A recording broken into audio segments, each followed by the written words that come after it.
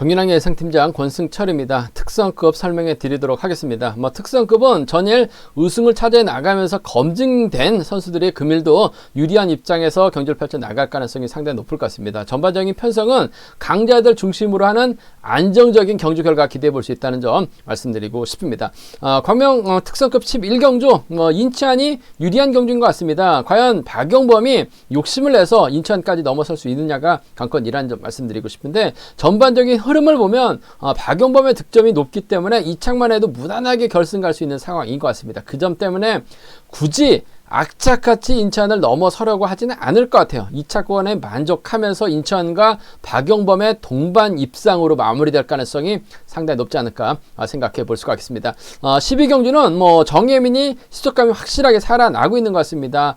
후미권에서도 저측이 나서면서 자신감을 얻었었던 정예민을 중심으로 후착을 찾는 경주라는 점 말씀드릴 수가 있겠고, 13경주는 워낙 김희준의 기세가 좋기 때문에 신은섭을 상대로 추입발이 통할 수도 있을 것 같습니다. 그 점 때문에 복승을 중심으로 하는 전략이 안정적이라는 점 말씀드리면서, 14경주는 정하늘을 중심으로 김영환과 윤민우의 다툼이 될 것 같습니다. 전일도 직선에서 윤민우 몸싸움 펼쳐나가면서 3차권까지 들이댄 모습을 보여줬어요. 김영환과 아무래도 싸움이 치열한 상황이라는 점 말씀드리고 싶은데, 과연 김형환이 버텨낼 수 있을지, 아니면 빼앗는데 귀재인 윤민우가 빼앗으면서 자신감을 얻을 수 있을지는 경주에서 다시 한번 설명해 드리겠다는 점 말씀드리면서, 15경주는 성낙승이 유리한 것 같습니다. 하지만 전일 김희준에게 잡혔어요. 성낙승이 김희준이 나올 것을 생각하지 못해서 늦게 시동을 걸었는지 모르겠습니다만, 전반적으로 몸 상태가 무겁게 느껴졌었다는 점에서 시속감 좋은 전원규가 배당을 만들어낼 수도 있다는 점이 최대 변수가 되지 않을까 생각해 볼 수가 있습니다. 그럼 광명 특성급 11경주부터 설명해 드리도록 하겠습니다. 인치환 요즘 물이 올라왔습니다. 그랑프리 때 운 좋게 3차권 진입했어요. 상금도 두둑하게 챙기면서 인치환 확실하게 자신감을 얻고 있는 모습을 보여주고 있습니다. 때리면 10초대 후반 시속까지 나오고 있는 인치환이라는 점에서 금일도 유리한 입장에서 경주를 펼쳐 나갈 가능성이 상당히 높죠. 김포팀 유태복의 도움까지 받을 수 있어요. 정태양을 활약해 나가면서 승부 타이밍 짧게 가져갈 수 있는 편성이라는 점 말씀드리고 싶은데, 과거 인천 전성기의 몸 상태 유지하고 있는 선수라는 점에서 인천이 과연 유태복과 연합 펼쳐 나갈지, 아니면 박용범을 의식한 경주념 펼쳐 나갈 수 있을지가 관건이라는 점 말씀드리고 싶은데, 박용범이 알아서 인천의 뒤를 막혀 나갈 가능성이 상당히 높을 것 같습니다. 빼앗는데 귀재라는 점에서 쫓아 나서는 데 있을 것 같습니다. 과연 박용범이 인천을 상대로 넘어설 수 있느냐가 관건이라는 점 말씀드리고 싶은데, 상대 전적만 놓고 본다면 박용범이 앞서 나가고 있어요. 하지만 박용범이 점수대가 101점대입니다. 점수가 가장 높아요. 이창만 해도 박용범은 무난하게 결승 갈 수 있어요. 그 점 때문에 악착같이 인천을 상대로 취임력을 발휘해 나갈 필요는 없을 것 같습니다. 계속해서 만나야 돼요. 그 점 때문에 박용범도 실력 챙겨 나가기 위해서는 인천의 뒤를 마크해 나가면서 따라가는데 만족할 가능성이 상당히 높죠. 그 점 때문에 1번하고 7번의 동반 입상 쪽, 이번 편성 매우 기대가 되는 편성 경주가 되지 않을까 생각해 볼 수가 있습니다. 인천과 박용범의 동반 입상 쪽에, 우선의 바다를 말씀 전해 드릴 수가 있겠고, 정태양이 힘을 씁니다. 인천이 몰고 가요. 시속감만 좋다면 짧게 수입 정도는 가능할 것 같습니다. 차선체까지 생각한다면 1번과 6번 정도는 가능하다는 점 말씀드리고 싶은데, 1번하고 7번 원체 기량면에서 앞서 나가고 있기 때문에 두 선수의 동반 입상으로 쉽게 마무리될 가능성이 상당히 높아요. 복승은 단방성 경주라는 점 말씀드릴 수가 있겠고, 이런 편성이 쌍하고 복승하고 배당이 크게 차이가 없을 수도 있어요. 배당판은 복승 배당 끝까지 한번 주시해 봐달라는 말씀을 전해드리면서, 인천이 유리합니다. 굳이 박용범이 이창만 해도 결승 갈 수 있는 상황에서 인천을 잡으려고 할 것 같지는 않아요. 그 점 때문에 17경주권 매우 기대가 된다는 점 말씀드리면서, 1번, 7번, 6번 단연 독보입니다. 헌데 박용범 때문에 인천이 크게 넘어서게 된다면 유태복이죠. 1번, 7번, 4번 3복승에선 기대해 볼 수 있는 경주라는 점 말씀드리고 싶습니다. 광명 특성급 12경주입니다. 정예민이 그랑프리 준결승 때 낙차 사고를 당했습니다. 당시 크게 사고를 당하지 않았을까 생각을 해봤었는데, 뇌진탕으로만 끝났어요. 그 점 때문에 전일도 정예민 본인의 장기를 살려나가면서 10개 완승을 거뒀습니다. 솔직히 후믹 너무나 뒤로 밀려났었어요. 그 점 때문에 다소 좀 불안하지 않을까 생각해 봤었는데 훌러덩 넘어섰습니다. 금일도 정혜민 인정받을 가능성이 상당히 높아요. 박병하가 마크에 나갈 것 같지는 않습니다. 마크에 나갔다가 문희덕이 털져 엄정일도 요즘 많이 몸이 올라왔어요. 물론 과거 고향 양주에서 훈련했었던 선수들이기 때문에 엄정일이 박병화를 매차게 밀어내지는 않을 것 같습니다만 어설픈 것 같아요. 아직까지는 박병화가 몸이 만들어진 것 같지는 않습니다. 전일도 때렸는데 인천이 가볍게 넘어선 모습을 보여줬었다는 점. 정혜민이 박병화를 몰고 갈 가능성이 상당히 높습니다. 그 뒤는 엄정일이나 문희덕인데 아무래도 엄정일 요즘 몸 상태 상당히 좋습니다. 2번하고 6번의 연합이 경제 중심이라는 점 말씀드리고 싶습니다. 2번하고 6번 쪽에 2번하고 6번 동반 입장 쪽에 우선에 봐달라는 말씀을 전해드릴 수가 있겠고 박병하 종성만 꺼지지가 않는다면 정혜민이 박병하를 화력에 나가면서 짧게 가져가는 작전 충분히 가능하죠. 어차피 두 선수 점수가 어중간하기 때문에 2차 캐도 결승 간다는 보장 없어요. 그 점 때문에 정혜민 아무래도 박병하 화력에 나가면서 짧게 가져가는 원조 선행 강자죠. 지켜주는 2번과 1번 정도는 가능할 것 같은데 엄정일의 기세가 너무나 좋다는 점에서 2번하고 6번의 동반 입상이 경주의 중심이라는 점 2번하고 1번은 차선으로 2번하고 1번은 차선으로 가져가 볼 수 있는 편성이라는 점 말씀드리고 싶습니다. 이번 편성 큰 이변 기대하기는 어려울 것 같아요. 2번하고 6번, 2번하고 1번 안에서 2번과 6번 쪽에 우선에 봐달라는 말씀을 전해드리고 싶습니다.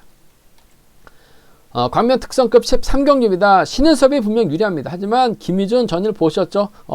직선에서 날카로운 칩 승부 펼쳐나가면서 성낙송까지 직선에서 따먹었습니다. 성낙송이 타이밍을 좀 늦게 가져간 것도 있긴 합니다만 직선에서 다리가 무거웠어요. 반면 김희준은 자세 낮춰서 악착같이 칩력을 발휘 나갔는데 직선에서 칩이 쫙 나왔었다는 점이죠. 신은섭도 분명 김희준을 의식할 수밖에 없는 상황인 것 같습니다. 타협이냐 맞대결이냐 놓고 고민해 봐야 되는 상황이라는 점 말씀드리고 싶은데 아무래도 두 선수가 타협점을 찾아 나갈 가능성이 상당히 높죠. 딱히 선행력을 발휘해 나갈 수는 없습니다. 전일은 김희준이 이 성낙선 뒤를 막혀 나가면서 쉽게 노렸습니다만 신은섭이 금일은 김희준을 앞에다 두고 경주전 펼쳐 나갈 가능성이 상당히 높죠. 딱히 챙겨 나갈 만한 선수가 없어요. 챙겨 나갔다간 다음에 김희준 만났을 때 신은섭 박살날 가능성도 배제할 수 없어요. 그 점 때문에 아무래도 이번 편성에서만큼은 2번과 7번 동반 입상 깔끔한 한방 승부를 한번 기대해보고 싶은 2번과 6번이죠. 2번과 6번 깔끔한 한방 승부로 가져가보자는 점 말씀드리고 싶은데 전일 김희준이 땄기 때문에 오히려 복승 배당이 좋게 나올 수도 있어요. 그 점 때문에 복승은 끝까지 주시해 봐야 된다는 점 말씀드리면서 김희준 따지는 않을 것 같습니다. 앞에다 두면 돼요. 그 점 때문에 2번하고 6번 쌍복 승부가 2번하고 6번 쌍복 승부가 매우 기대가 되는 편성이라는 점 말씀드릴 수가 있겠고 아무래도 김원정이 이들의 흠이 노릴 가능성이 상당히 높죠. 만약에 한 명이 빠지게 된다면 김희준의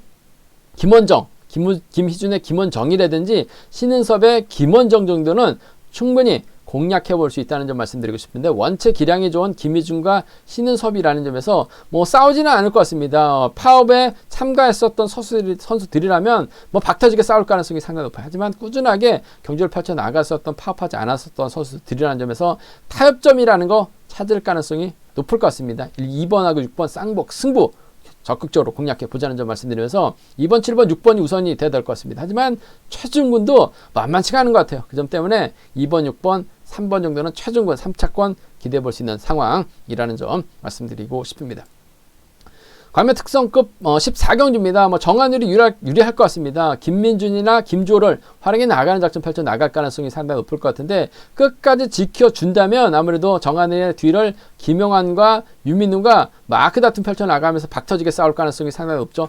이 유민우가 2차권만 진입하면 잘만 하면 경주 상황에 따라서 결승까지도 갈 수 있기 때문에 욕심을 낼 수밖에 없어요. 전일도 유민우 뒷선에서 잠시 밀렸다가 직선에서 폭발적인 취임력, 직선에서는 또 몸싸움까지 펼쳐나가면서 3차권까지 선점 펼쳐나갔었던 윤민우라는 점에서 김형환 밀어잡힐 수도 있을 것 같습니다만 아무래도 정하늘이 김형환을 달고 추입이 아닌 젖히기 나선다면 윤민우가 힘든 경주가 될 수도 있어요. 그 점 때문에 3번과 1번의 동반 입상이 3번과 1번 동반 입상이 우선이 되어야 된다는 점, 3번과 1번의 동반 입상이 우선이 되어야 된다는 점 말씀드리면서 3번과 7번은 차선이 돼야 될 것 같습니다. 3번과 7번은 차선 기대해 보자는 점 말씀드릴 수가 있겠고, 오히려 정하늘이 윤민우가 몸 상태 좋다는 거 알죠? 의식해서 아무래도 승부거리를 조절해 나가려고 하다가 오히려 윤민우의 견제에 밀려나면서 무너질 수는 있을 것 같습니다. 그 점 때문에 좀 과감하게 한번 노려본다면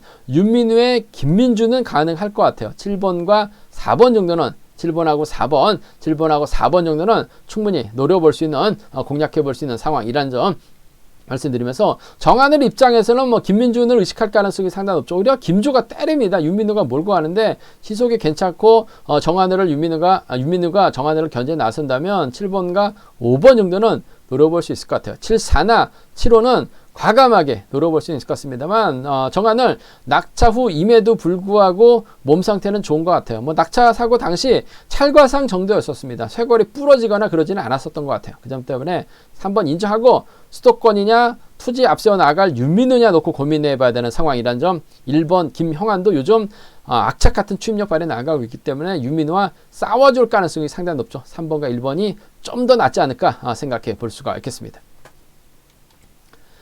광명 특성급 15경주입니다. 성낙송이 분명 유리한 경주인 것 같습니다. 하지만 전일 직선에서 김희준에게 잡혔어요. 금일 과연 성낙송 전원규의 선행과 활용이 나갈지 류지열과 타협점을 찾아 나갈 수 있느냐가 관건이라는 점 말씀드리고 싶은데, 이번 편성 재밌는 게 성낙송은 파업에 참가했던 선수들입니다. 하지만 전원규하고 류지열은 파업에 참가하지 않았었던 선수들이기 때문에 오히려 두 선수가 뭉칠 수 있죠. 전일 성낙송이 고전했었던 거 알았기 때문에 전원규하고 류지열이 뭉치면서 성낙송 타더 외친다면 성낙송 쉽지만 않은 경주가 될 가능성이 상당히 높아요. 근데 일단 뭐 성낙송이 전원규하고는 과거 창원에서 창원팀에서 창원 A팀이었었죠. 함께 훈련했었던 선후배였었고, 류지열하고는 또 경상권 연합이 가능하기 때문에 정면 대결까지는 아닐 것 같습니다. 성낙송 입장에서는 류지열과 전원규 중에서 고민해야 되는 상황이라는 점, 전원규가 시속감이 상당히 좋아요.